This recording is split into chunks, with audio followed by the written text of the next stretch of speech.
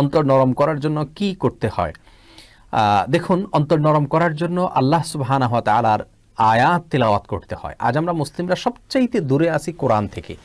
আমরা এই করোনাকালীন অবসরে সবচেয়ে বেশি যে কাজগুলো করা দরকার তার মধ্যে থেকে অন্যতম হলো কোরআনে কারীমের সাথে সময় দেওয়া। কোরআনকে অর্থ সহকারে বুঝে পড়ুন, তাফসীর সহকারে, ব্যাখ্যা সহকারে বুঝে পড়ার চেষ্টা করুন, কিছু সময় তেলাওয়াত করার চেষ্টা করুন, কোরআনের সঙ্গে সময় কাটানোর চেষ্টা করুন। আল্লাহ তাআলার নিদর্শনগুলো যেগুলো আলোচনা কোরআনে রয়েছে, কোরআনের বাইরে রয়েছে, হাদিসে রয়েছে, বিভিন্ন জায়গায় রয়েছে, আল্লাহর কুদরত এবং নিদর্শন নিয়ে যত বেশি মানুষ চিন্তা করে, ভাবনা করে, বিশেষ করে আল্লাহর আয়াত কোরআনে যেগুলো রয়েছে সেগুলো যত বেশি পাঠ করে তত বেশি মানুষের অন্তর বিগলিত হয়। আল্লাহ সুবহানাহু ওয়া তাআলা বলেছেন, ওয়া ইযা তুলিয়াত আলাইহিম আয়াতুনা যাদাতহুম ঈমানা।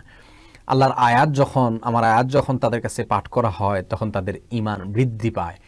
অন্য আয়াতে আল্লাহ সুবহানাহু ওয়া তাআলা বলেছেন, যখন আল্লাহ তাআলার স্মরণ করা হয় তাদের কাছে ওয়াজিলাত কুলুবুহুম, তখন তাদের অন্তরগুলো নরম হয়ে যায়।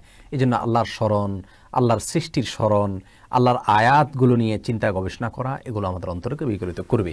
আল্লাহ তাআলা আমাদেরকে সাহায্য করুন। বেশি বেশি আল্লাহর জিকির করা মুখে, অন্তরে, এর মাধ্যমে মানুষের অন্তর বিগলিত হয় এবং নরম হয়।